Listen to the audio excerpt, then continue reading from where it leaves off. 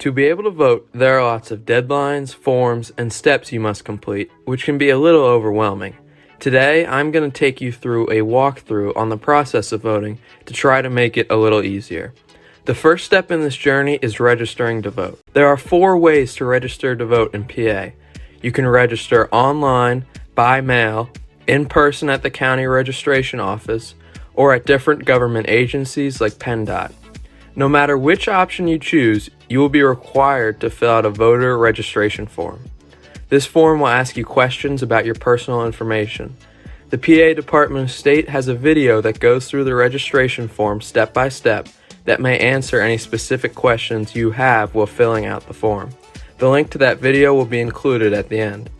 After you have completed the form, your voter registration information will be processed and you can track the status of your application on the Department of State website.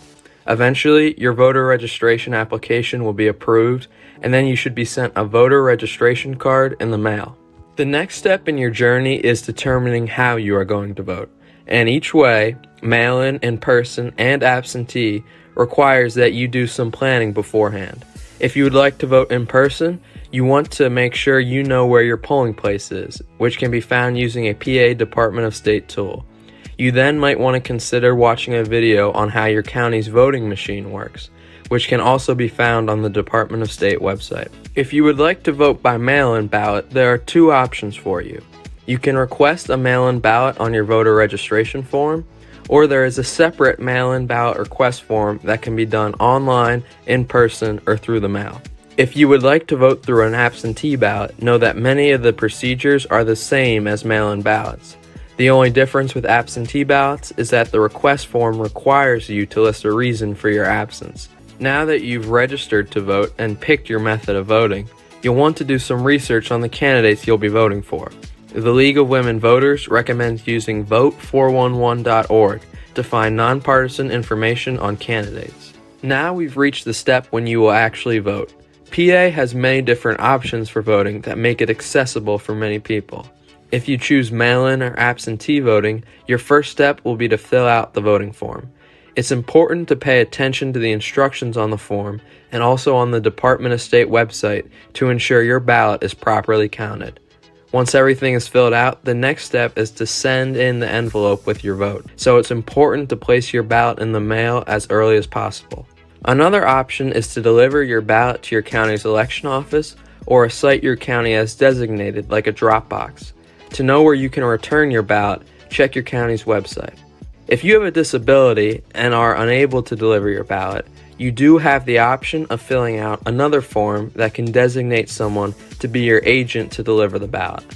Finally, PA does not have traditional early voting, but once ballots become available, which is usually a few days before the election, you do have the option to go to your county's election office and vote early there.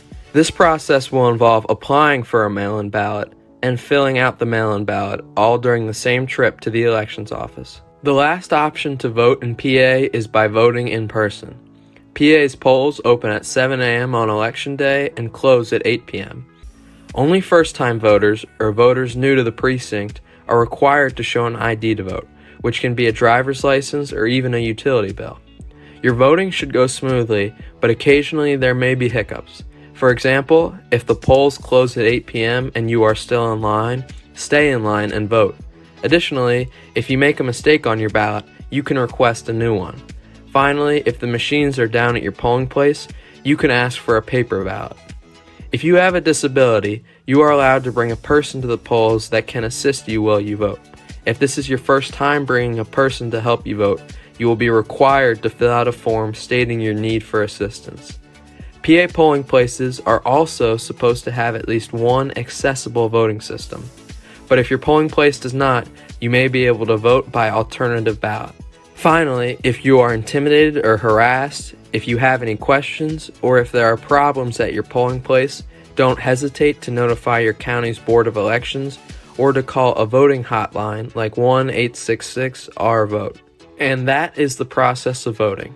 This journey does involve more than a few steps and forms, so if you have any more questions, don't hesitate to use resources on the League of Women Voters and the PA Department of State's websites.